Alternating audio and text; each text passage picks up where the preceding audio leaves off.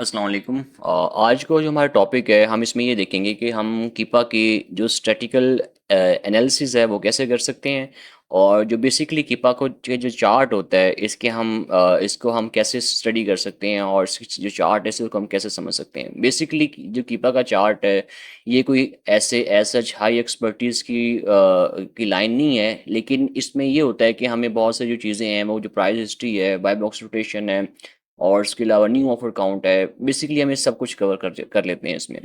होता क्या है कि जो कीपा बेसिकली यूज़ होता है वो होलसेल में होता है, और नॉर्मली हम कीपा को जो यूज़ होलसेल के अंदर करते हैं, लेकिन ऑल दो जो बाकी टूल्स हैं जैसे कि हीलियम 10 है, जंगल स्काउट है, उसमें भी हम उस वहाँ पे भी हम प्राइस हिस्ट्री ट्रैक कर सकते हैं। वहाँ पे हम लेकिन हम वहाँ पे बाय बॉक्स रोटेशन चेक नहीं कर सकते कि कितने सेलर को कितना परसेंट बाय बॉक्स का शेयर मिला है। और दूसरी चीज़ ये है कि हम वहाँ पे ये भी नहीं चेक कर सकते कि कितने जो सेलर्स हैं वो लिस्टिंग में फलां तारीख को ऐड हुए हैं और कितने इस तारीख को वहाँ से निकले हैं। तो बेसिकली कीपा जो है वो होलसेल के लिए ही हम इसे यूज़ करते हैं। मोस्टली इसका जो यूज़ है वो होलसेल के लिए है। और इसमें हम बहुत सारी चीज़ें देखते हैं। एक तो ये है कि हम मिसाल के तौर पे अगर हम होलसेल के प्रोडक्ट को रिसर्च करना चाह रहे हैं, उसका जो क्राइटेरिया क्या है उस पर हम किसी और दिन डिस्कशन करेंगे। हर मार्केट प्लेस का अलग अलग क्राइटेरिया है। यूएसए का अलग क्राइटेरिया, यूके का अलग क्राइटेरिया। लेकिन आज का जो हमारा टॉपिक है वो स्टैट से रिलेटेड है। अच्छा, चलिए शुरू करते हैं। जैसे कि मिसाल के तौर पे ये एक प्रोडक्ट है, DJI माइक मिनी ट्रांसमीटर। अच्छा, अब यहाँ पे जब हम इसे ओपन करेंगे तो हमारे सामने आ जाएगी Amazon price history. Amazon price history में क्या है कि ये हमें बता रहा है कि 1 जुलाई से लेके 24 जुलाई तक ये जो प्रोडक्ट है बेसिकली 27 अगस्त है, सॉरी 24 अगस्त तक नहीं, 27 अगस्त तक हमें ये स्टैट्स बता रहा है कि जो प्राइस हिस्ट्री है वो इस डेट से लेके इस डेट तक इतनी थी। अच्छा, अब ये हमें स्टैट्स की सूरत में शो हो रहा है। हमारे सामने एक लाइन आ जाती है, हमें अंदाज़ा हो जाता है कि अगर ये जो लाइन है by box rotation, sorry by box price की, अगर ये बिल्कुल फ्लैट है तो इसका मतलब है कि इस प्रोडक्ट के अंदर जो फ्लक्चुएशन है वो ना होने के बराबर है।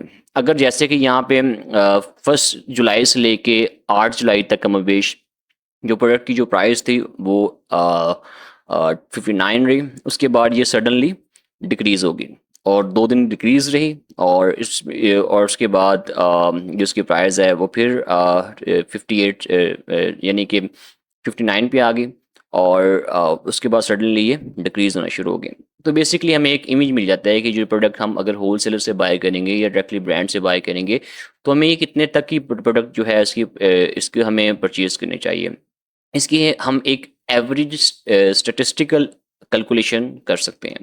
अच्छा, अगर हम नीचे आएँगे यहाँ पे तो अमेज़न यहाँ पे हमें शो करा रहा है कि जो अमेज़न इस लिस्टिंग के अंदर है, अगर ये अमेज़न इस लिस्टिंग के अंदर नहीं होगा तो जो येलो लाइन है हमें यहाँ पे शो नहीं होगी। अब यहाँ पे न्यू है, इसमें हमें बता रहा है कि जो यहाँ पे जो न्यू सेलर है बेसिकली यहाँ पे यूज़्ड होते हैं। अब यूज़्ड में गुड कैटेगरीज़ हैं, वेरी गुड हैं, लाइक न्यू है, एक्सेप्टेबल है, जैसे कि यहाँ पे मेंशन भी है। तो बेसिकली हमें बता रहा है कि जो यहाँ पे न्यू सेलर है, हो सकता है कि ये वो न्यू सेलर वही हो वो जो कि जिसके पास बाय बॉक्स हो। तो हमें इसको लेकिन बेसिकली जो हमारी जो दो काम की चीज़ें होती हैं वो ये होती हैं, और ये होता है और न्यू थर्ड पार्टी FPA या फिर FPM। ये नॉर्मली हम इन चारों चीज़ों पे फोकस करते हैं, या फिर हम सेल्स रैंक बाज़-औक़ात अगर हमें सेल्स रैंक को लेके थोड़े बहुत कंसर्न्स हों, क्योंकि नॉर्मली हमारा फोकस जो होता है वो सेल्स भी होता है, और हम होलसेल के अंदर जो सेलिंग प्रोडक्ट है उसको फोकस करते हैं। तो हमें सेल्स रैंक्स ऑब्वियसली बात इसका अच्छा ही होता है।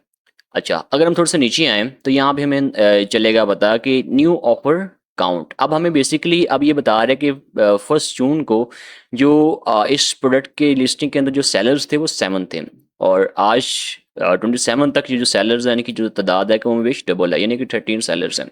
अच्छा, यहाँ से हम क्या चीज़ चेक कर सकते हैं, अगर ये जो लाइन है, अगर इसका डाउनफॉल है, मिसाल के तौर पे अगर ये लाइन ऊपर थी और अब ये लाइन नीचे आ रही है, तो इसका मतलब ये है कि जो सेलर्स है उसकी जो तादाद है वो कम हो रही है। अगर ये तो जो तादाद है वो कम हो रही है तो इसका मतलब ये है कि जो हो सकता है कि जो ब्रांड है वो आईपी कंप्लेंट्स भेज रहा हो, जो ब्रांड्स है वो जो ब्रांड है वो हो सकता है कि वो जो सेलर्स है, जो सेलर्स बाकी सेलर्स को लिस्टिंग से रिमूव कर रहा हो। तो नॉर्मली अगर ये जो लाइन है अगर ये डाउनग्रेड में जा रही है तो हम नॉर्मली उस प्रोडक्ट को भी कंसीडर नहीं करते। अगर ये जो लाइन है अगर ये इसका अपफॉल पे जा रही है, यानी कि इस सॉरी अगर ये लाइन इंक्रीज हो रही है ऊपर की तरफ, अपग्रेड हो रही है ऊपर की तरफ, तो अगर ये बहुत स्पीड से अपग्रेड हो रही है यानी कि यहाँ से ऊपर गई और यहाँ से एकदम से ऊपर चलेगी और फिर ये ऊपर जाती ही गई, तो ऐसी प्रोडक्ट्स को भी हम नॉर्मली कंसीडर नहीं करते। उसकी वजह क्या होती है कि अगर एक लिस्टिंग के अंदर बहुत ज़्यादा सेलर्स आ जाएंगे, बहुत ज़्यादा वहाँ पे सेलर्स काउंट बढ़ जाएगा, तो इसका मतलब ये होता है कि वही प्रोडक्ट जो है वो डिफरेंट होल सेलर्स के पास है, और वो होल सेलर के और जो नॉर्मली जो सेलर्स हैं वो जो जिनके पास वो प्रोडक्ट्स है वहाँ से परचेज कर रहे हैं, यानी कि इसकी जो इन्वेंट्री है वो अवेलेबल है नॉर्मली बहुत सारे होल सेलर्स के पास। तो सेलर्स वहाँ से परचेज करके धड़ाधड़ लिस्टिंग कर रहे हैं इस प्रोडक्ट पे। तो नॉर्मली क्या होता है कि ऐसी प्रोडक्ट के अंदर जब सेलर्स की तादाद एकदम से बहुत ज़्यादा इंक्रीज़ होती है तो जो कंपटीशन होता है वो बढ़ जाता है। जब कंपटीशन बढ़ता है जो ऑटोमेटिकली जो प्राइस होती है वो नीचे गिर जाती है। तो ऐसे ही प्रोडक्ट के साथ भी हम नॉर्मली नहीं जाते, हम नॉर्मली ऐसी प्रोडक्ट के साथ जाते हैं जिनका जो यहाँ जो लाइन होती है वो फ्लैट होती है, दो सेलर्स आ रहे हैं, दो सेलर जा रहे हैं, तीन सेलर्स आ रहे हैं, तीन सेलर जा रहे हैं। तो ऐसी जो प्रोडक्ट्स होती है वो हमारे लिए एक फ्रूटफुल साबित होती है इन द फ्यूचर। अच्छा, अब सेकंड चीज़ के अंदर हम ये देखेंगे डाटा को। अच्छा, ये जो डाटा है, ये जो टैब है प्रोडक्ट डिटेल का, ये आल दो न्यूमेरिकल है लेकिन ये in the form of graphics नहीं है। इसमें हम क्या देखते हैं, सेल्स रैंक होता है, सेल्स रैंक्स की एवरेज क्या है और लोएस्ट कितना है। मतलब नॉर्मली हमें एक आइडिया हो जाता है। अब जैसे यहाँ पे हम जाएँ कि 90 डेज़ का एवरेज सेल रैंक्स क्या है, 56 है, करंट 47 है, 57 है, और आज का जो सेल्स रैंक है वो 47 यानी कि लोएस्ट है। जो आज का जो या सॉरी जो बाय बॉक्स है वो लोएस्ट है, और जो करंट है वो 47 है, यानी कि जो अभी फ़िलहाल प्राइस है बाय बॉक्स पे वो लोएस्ट प्राइस है, और जबकि ये लिस्टिंग क्रिएट हुई है। यहाँ पे हम अगर और भी चीज़ें देखना चाहें जैसे यहाँ पे UPC, EAN number, part number, ये सारी चीज़ें हमारे सामने होती हैं। अच्छा, अगर हम बात करें यहाँ पे बाय बॉक्स रोटेशन की, जो कि कीपा की इसेंस है, कीपा की ये रूह है, उसकी जो साउल है, ये बाय बॉक्स रोटेशन का यहाँ पे एक हमारे सामने न्यूमेरिकल्स हैं। अब यहाँ पे जो हाईएस्ट सेलर है उसका नाम ये है, और ये 24% के पास बाय बॉक्स है इन द लास्ट 30 डेज, यानी कि 30 डेज के अंदर इसने जो बाय बॉक्स रोटेशन विन की है वो 24 है। यानी कि अगर 100 सेल्स हुई, अगर इस लिस्टिंग की मिसाल के तौर पे 100 सेल्स हैं तो 24 सेल्स इस जो है सेलर के पास गई हैं। तो यहाँ से हमें आइडिया हो जाता है कि अगर ये जो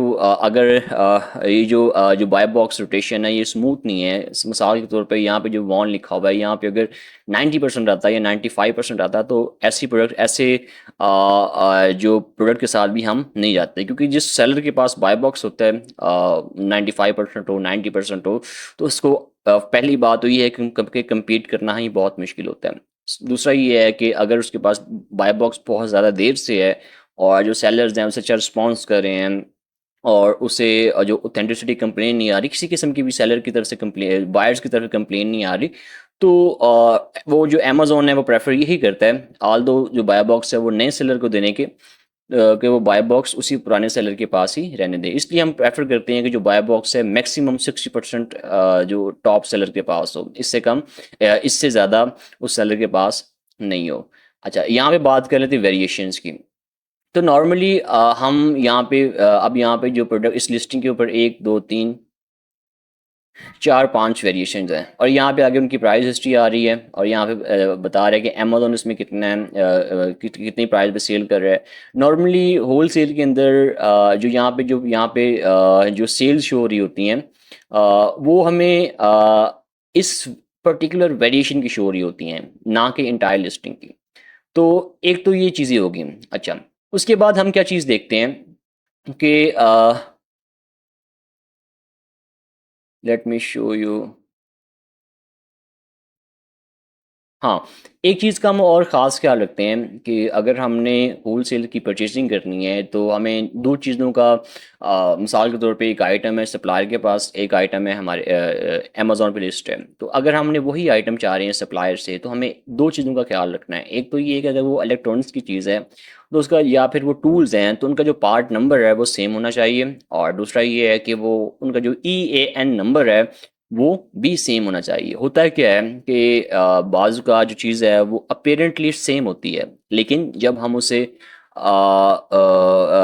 चेक करते हैं, उसका ईएन नंबर चेक करते हैं या पार्ट नंबर चेक करते हैं, तो हमें पता चलता है कि वो बिल्कुल अलग है। तो ऐसी प्रोडक्ट्स को भी हम सेल नहीं कर सकते। उसकी वजह क्या होती है कि कुछ प्रोडक्ट्स होती हैं, मिसाल के तौर पे यूरोप मार्केट की बात करें, तो एक ब्यूटी प्रोडक्ट है, एक कंडीशनर है। अब वही कंडीशनर सेम पैकेजेस में फ्रांस के अंदर है और वही कंडीशनर सेम पैकेजेस में इटली के अंदर है। तो पैकेजिंग भी सेम है, सारा कुछ सेम है, लेकिन जो उनका जो ईएएन नंबर है वो डिफरेंट है। इसकी वजह क्या होती है कि कुछ इंग्रेडिएंट्स होते हैं, वो एक कंट्री के अंदर अलाउ होते हैं और दूसरी कंट्री के अंदर अलाउ नहीं होते। तो वो शैम्पू का जो फ्लेवर है वो वही रहेगा, उसका जो सेंट है वो वही रहेगा, उसका जो टाइप है वो वही रहेगी, लेकिन उसका जो पर्टिकुलर इंग्रेडिएंट्स हैं जो कि एक कंट्री में बैन है, तो उसको निकाल के जब उन इंग्रेडिएंट्स को निकालेंगे, तो उसका जो ईएएन नंबर होगा वो ऑटोमेटिकली और जो ऑब्वियसली जो प्रोडक्ट है वो किसी वो विदाउट दैट पर्टिकुलर इंग्रेडिएंट्स जिस वहाँ पे जो ब्रांड भेजेगा और उसका अलग से ईएएन नंबर रजिस्टर्ड करवाना पड़ेगा। तो हमें इन चीज़ों का भी ख्याल रखना पड़ेगा अगर हमने अमेज़न होलसेल में करना है। ख़ासकर ये ज़रा जो चेंजेस आती हैं वो या तो ब्यूटी कैटेगरी में आती हैं, या फिर जो मसले मसाइल पेश आते हैं ये टूल्स की कैटेगरी में हम फेस करते हैं। आज के लिए इतना ही, तो नेक्स्ट लेक्चर में हम इसको मज़ीद डिस्कस करेंगे। अपना ख्याल रखिएगा। अल्लाह हाफ़िज़।